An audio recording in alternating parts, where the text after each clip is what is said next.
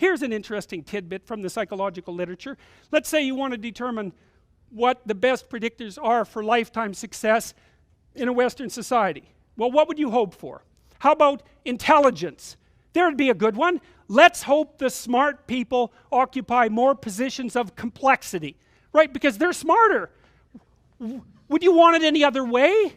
Okay, and that's great. The number one predictor of accomplishment in Western societies is intelligence.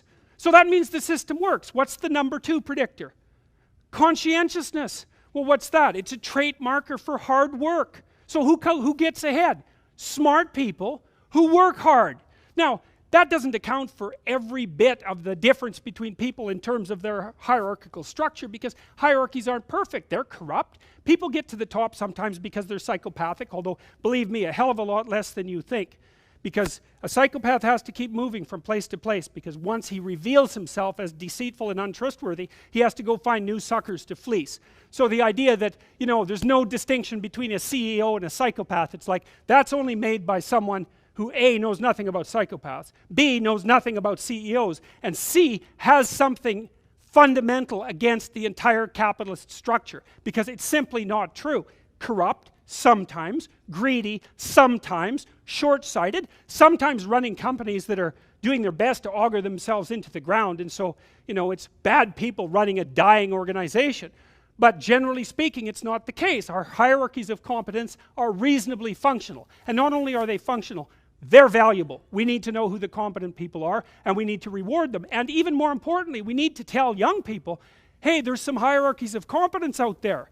Like 1,000 of them. Go be a plumber, man, but be a good one, you know? Be an honest one. I had a plumber once, you know?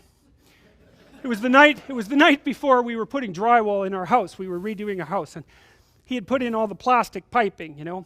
And I was going to test the joints. They're supposed to be glued together with this pipe glue, right? And I told him I had to test the joints, and he said, well, you don't have to test my joints, they never leak. And I thought, yeah, that's okay. How about if I test them? So I went up on the 3rd floor and filled the pipes with water, capping them in the basement like you're supposed to. And like half an hour later, I had 2 inches of water in the basement. There were 30 leaking joints. And that was the night before the drywallers were supposed to show up. So he wasn't particularly competent. That's the point of that story. But even more so, he had put a bunch of the plastic pipe outside where the drywall would be, so it would have been sticking through the wall. So I spent a frenetic night, you know, sawing through plastic pipe and re-gluing joints so that the drywallers could come in. What's the point? If you're going to be a plumber, man, be a good plumber, because otherwise all you do is go out there and cause trouble. We don't need people to cause more trouble. We need people to solve problems. You know, and so you can be a tradesman, and you can make a lot of money as a tradesperson. It's a bloody, reliable, honorable, forthright, productive way of making a living. And there is a hell of a lot of difference between a working man who knows what he's doing and one who doesn't, both in terms of skill and ethics, right? And you work with someone who knows what they're doing, it's a bloody pleasure. They tell you what they're going to do, they tell you how much it will cost, they go and do it, it works, and you pay them.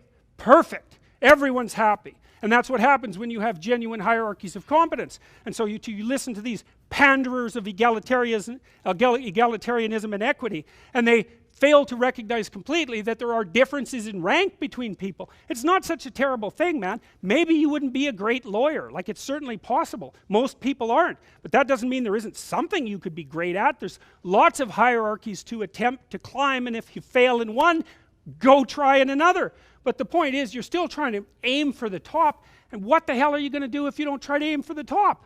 You know, flap about uselessly and whine about your life? It's not helpful. It'll just make you miserable. You're not reliable to anyone. You can't help out in a crisis. It's like, so you tell young people, and this is another message for conservatives, like, I don't care what you're going to do, but go out there and make something of yourself. Be an honest person and work and get to the top of whatever it is that you want to get to the top of. You know, and stand up for yourself like a respectable human being, and be a bit of a light on the world instead of a blight. You know, and you can tell young people that, and they haven't been told that by anyone now. And so the young men are so hungry for that it's painful to watch. They're so relieved when someone finally comes up and says, hey, you know, you get your act together a bit, discipline yourself, see if you can learn to tell the truth. concentrate on something for a year or two, you could be a bloody world beater. They think, really? That's possible? Wow, that would be interesting. That might make life worth living. It's like, yeah, it might. So why don't you go do it? That's what the damn universities were supposed to be teaching people, and they've forgotten that. It's like, get yourself educated, man. Read some books, learn to talk, learn to think, make yourself into something. Get the hell out there and make the world that put you here happy that you were put there. So hierarchies of competence are desirable, and they should be promoted. So none of this idiot egalitarian equity. It's not good for anyone. First of all, it's impossible. Second, it would be murderous to impose. But third, even if it succeeded, it would fail. As fast as it succeeded, that would be how fast it would fail. Why would you strive for anything if there was no up to strive for? If everything's flat and equal, well, when you're starving or dying, then everyone's equal. And believe me, the egalitarian totalitarians who dominated the 20th century knew perfectly well how to make people equal. And they made them equal in gulag work camps and in starvation. And I'm sure we could attain that if we wanted to.